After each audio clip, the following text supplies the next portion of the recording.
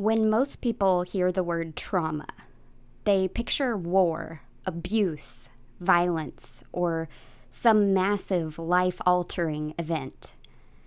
And while those things absolutely can be traumatic, I think a lot of us hear the word trauma and immediately think, well, nothing that bad happened to me, so I must not have trauma. I used to think that too, because I thought trauma had to be some sort of giant, catastrophic event that haunted my dreams. But I was wrong. You know what trauma is? Trauma is the damage done to your nervous system by an external event or situation that made you feel overwhelming emotion that was too much for you to handle. It's something you don't just experience, but that literally changes who you are and how you operate. So what if some of the things that you've always thought were just personality traits, things like people-pleasing, overthinking, never feeling good enough, always being busy, what if some of those things aren't personality flaws at all, but rather survival responses? Today, I want to talk about what trauma actually is, because understanding this completely changed the way that I looked at myself. And maybe it'll help something click for you too. Hello, my beautiful friends, and welcome back to The Expanding Soul. I'm Kristen, and if you're new here, this podcast is all about healing, consciousness, personal growth, and exploring where science and spirituality intersect. And today's episode is one that I've wanted to do for a while because trauma is one of those words that gets thrown around a lot. And I think that a lot of people either misunderstand it or don't realize just how deeply it can affect our lives. Before we jump in, I just want to say that I'm not a therapist, I'm not a psychologist. I'm simply sharing what I've learned through science, research, my own healing journey, and the stories of countless other people. So with that, let's talk about trauma. First off, I want to talk about how trauma isn't really what people think it is. I'm going to repeat the definition I gave you a minute ago. Trauma is the damage done to your nervous system by an external event or situation that made you feel overwhelming emotion that was too much for you to handle. Trauma isn't the event itself. It's how your nervous system changed because of the event. And that's important because two people can go through the exact same situation and have completely different responses. One person might process it and move forward.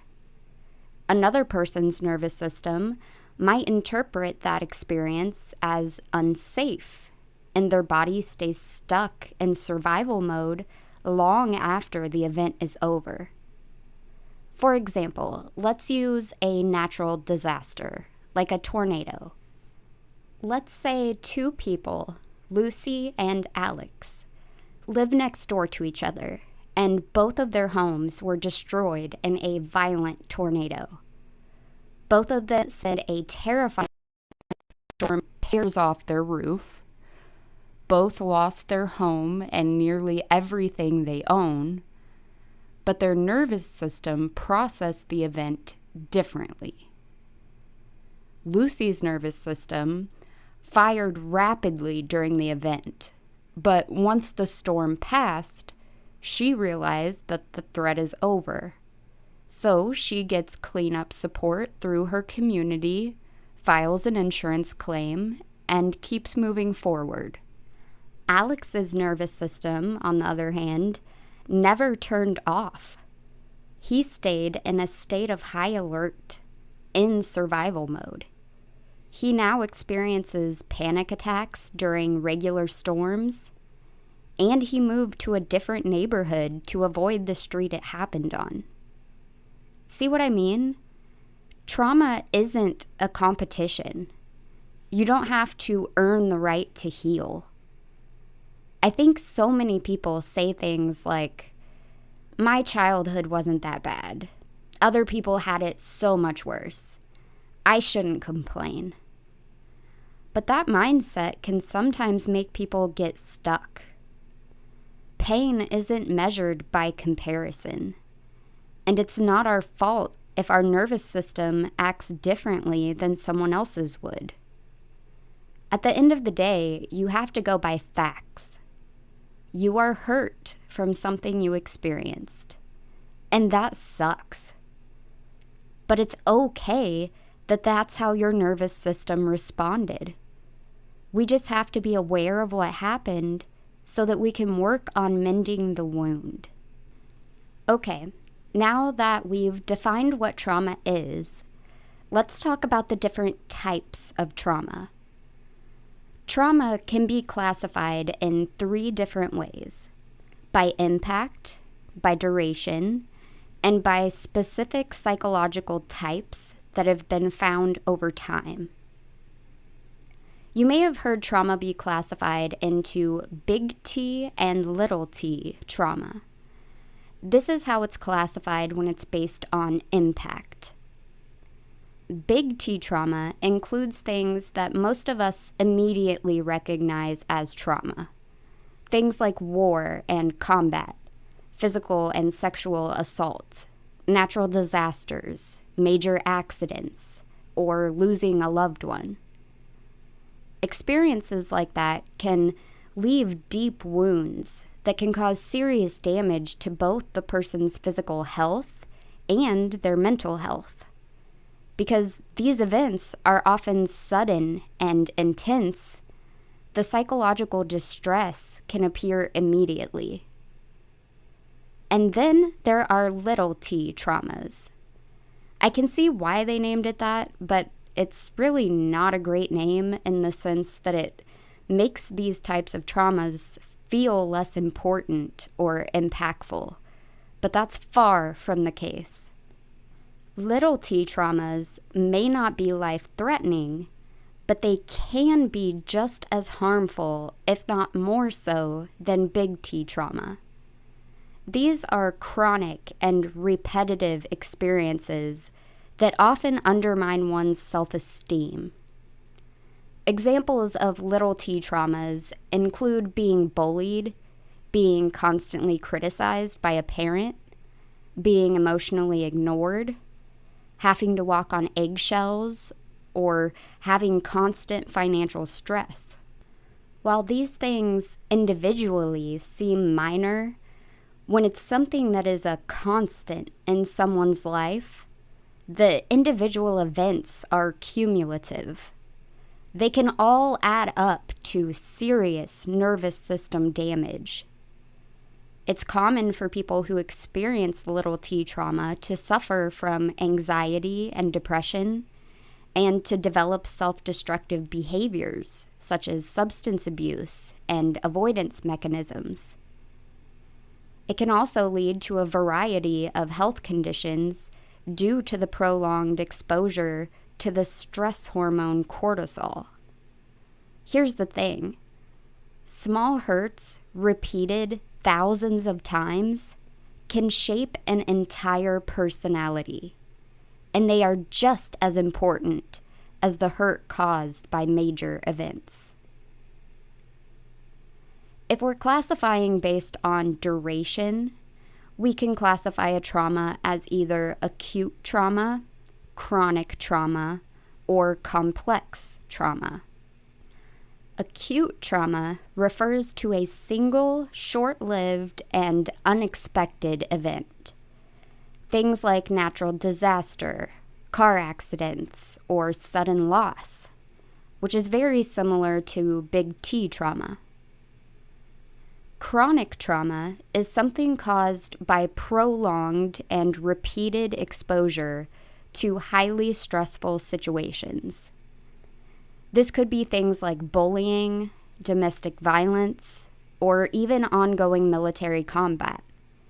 This isn't necessarily like little t trauma, though, because the trauma here could still be life-threatening. It's just any sort of trauma that is repeated consistently. Complex trauma results from exposure to multiple traumatic events. This could be a period where someone goes through an intense car accident, then loses a loved one, then experiences intense poverty, and so on. The person may have a mixture of various types of trauma all within this one duration of time. We can also classify trauma based on specific psychological types that have been found over time. One such type is medical trauma. This could be from a life-threatening illness, a chronic condition, a life-altering diagnosis, or even from compounding illnesses resulting from a lack of access to healthcare. Dealing with chronic health issues impacts every aspect of your life. You can't work as much, your finances struggle, people in your life don't understand. As these types of issues accumulate, it's easy to create constant stress on your nervous system. Another type is racial trauma.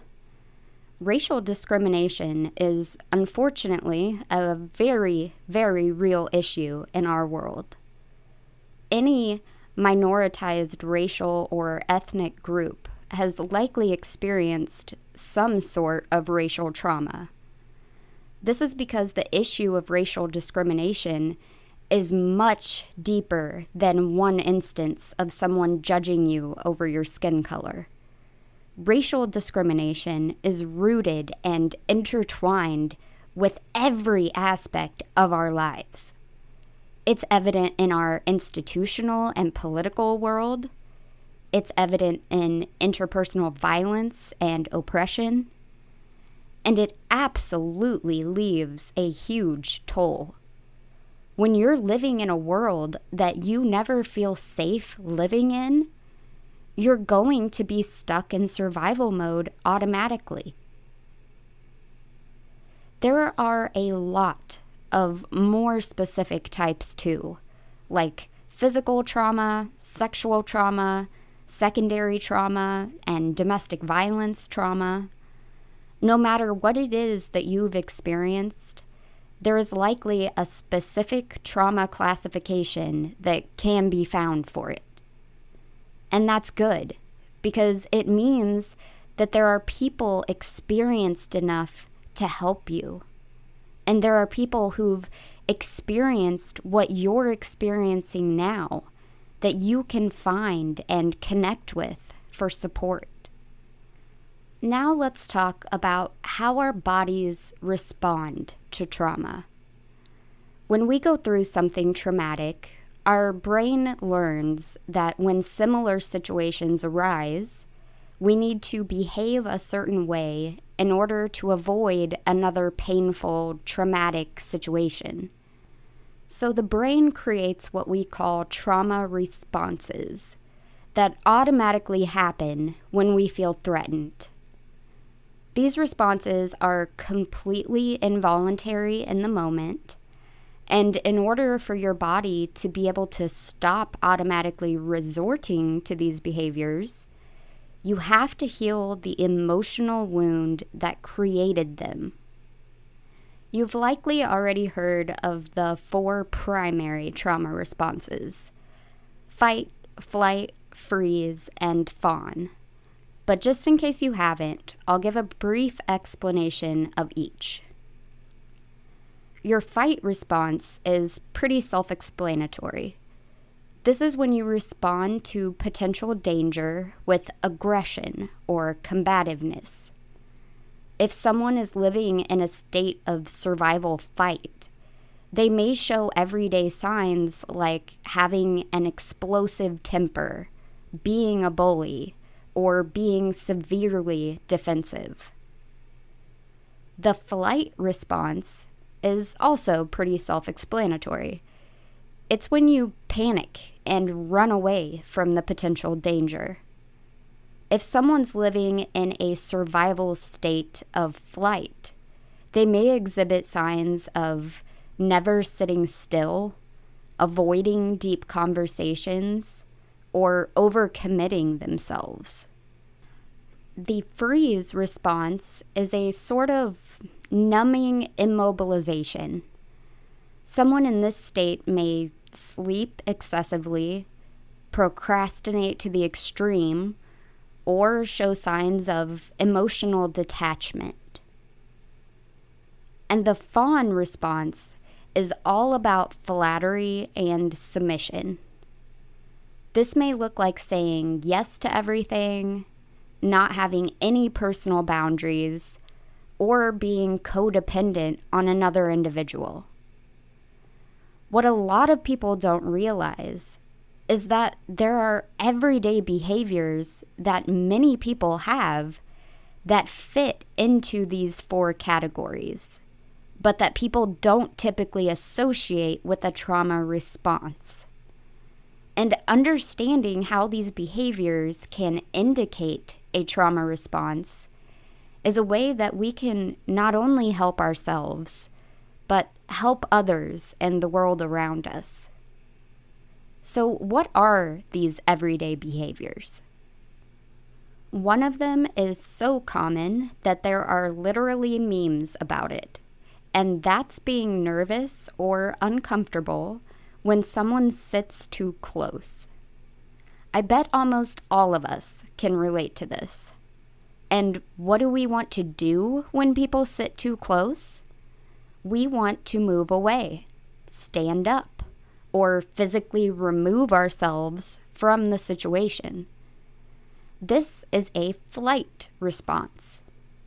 It's a common trait in anyone who has experienced an environment that violated their personal boundaries. Having this protective bubble becomes essential to being comfortable. And what can we do if we notice someone else with this protective bubble? We can respect that boundary, but still talk to them and treat them like any other human being.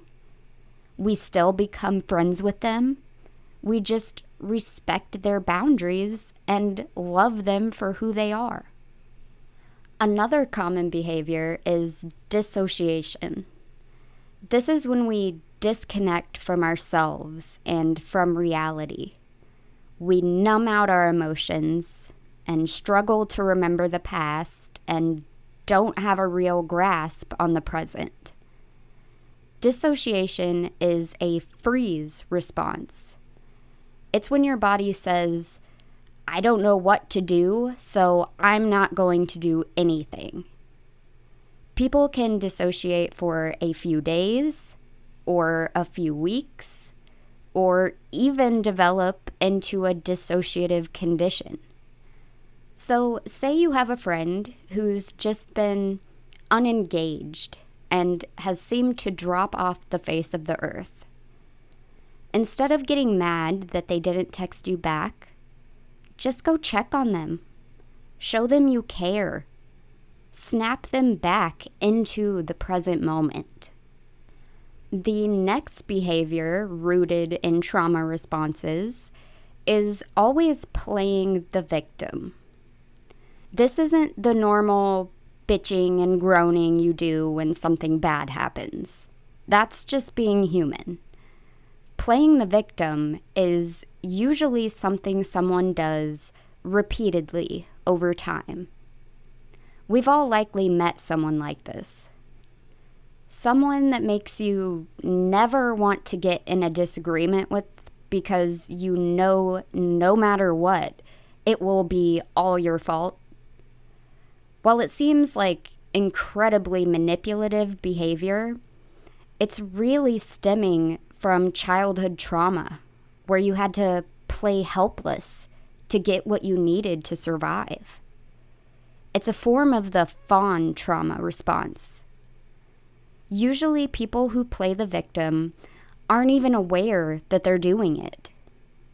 If you know someone like this, offer them love, help, and support, but also create and maintain your own boundaries. There are many, many more of these everyday examples. Check out the references if you want to explore them a bit more. But I think the examples we've just discussed are evident enough that most people are going through things that we'll never know about. And sometimes people will do or say weird and off-the-wall shit. But usually those reactions have less to do with you and more to do with a deep wound inside of themselves. So approach people with the love, compassion, and empathy that you'd want them to give you on your worst day. And if you struggle with some of these behaviors, show yourself some grace. Instead of asking yourself what's wrong with you, ask yourself how the behavior protected you. At one point in time, these behaviors did protect you. Your nervous system did exactly what it was made to do. But now, you may be in a different place. These behaviors may be exhausting to you. They may no longer be serving you. But that doesn't mean you need to hate the version of yourself that survived. That version deserves compassion too. Now let's move on and talk about another aspect that comes along with trauma, how it can stay trapped inside the body. Because trauma isn't just physical. It doesn't only exist in our memories and thoughts. It's also biological and it's neurological. And that's why it can be so confusing to live with. Consciously, you know you're safe and you know the past traumatic experience is over, but your mind and your body are still responding as though that threat is happening all over again anytime you get triggered.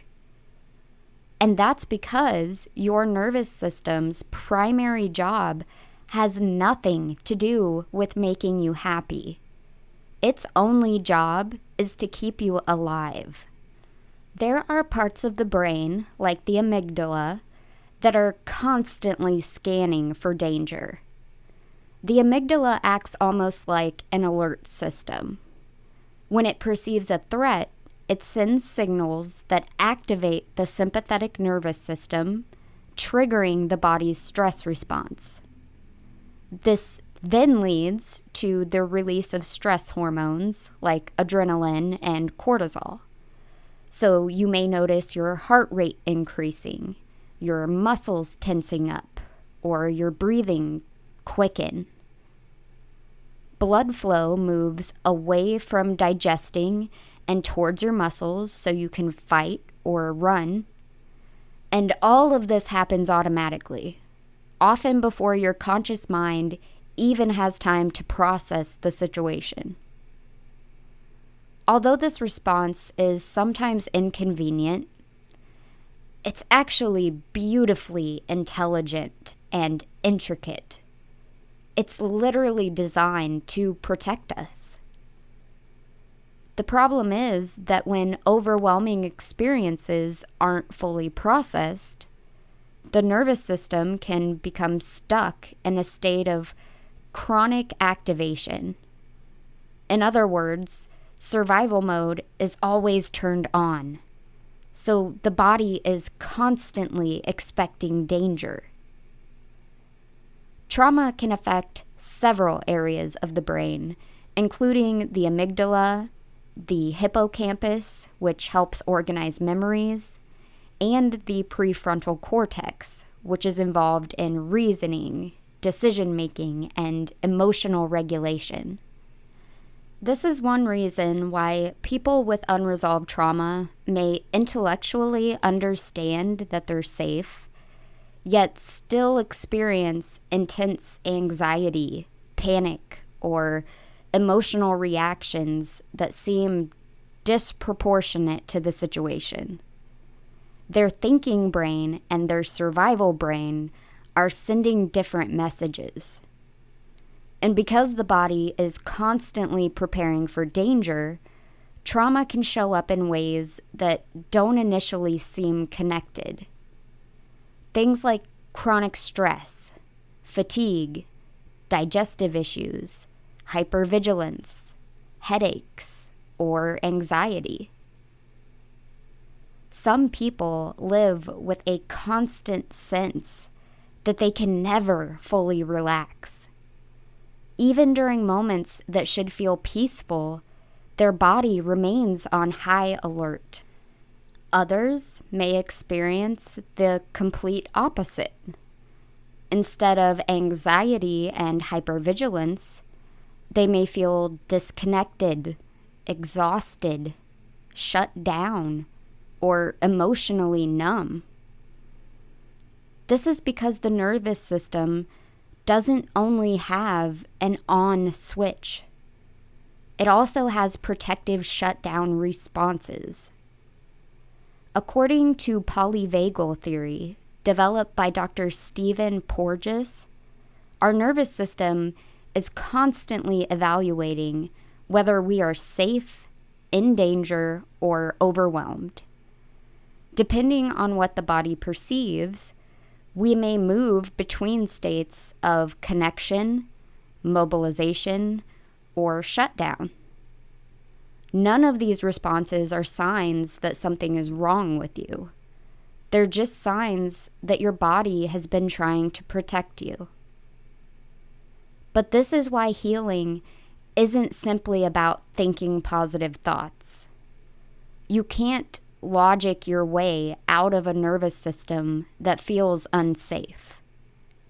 You can't force your body to trust before it actually experiences safety. It has to learn the safety first. But one cool thing about the nervous system is that it is extremely adaptable. Through a process called neuroplasticity, the brain and body are capable of change throughout our lives. And you can actually train your brain to behave in ways you want it to through consistency and repetition.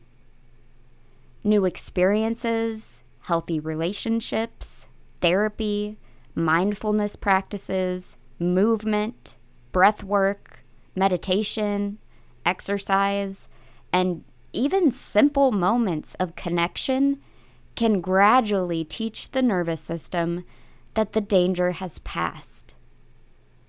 Healing doesn't happen because we convince ourselves we're safe. Healing happens because over time, our body begins to believe that it's safe because of the evidence it's built up through those healing experiences. Healing trauma isn't just changing your thoughts. It's helping your entire system remember what safety and security feels like. If you want to learn more about how trauma affects the brain and body, go ahead and check out episode number 4, where I go into it in a lot more detail. For now, though, I want to answer just one question.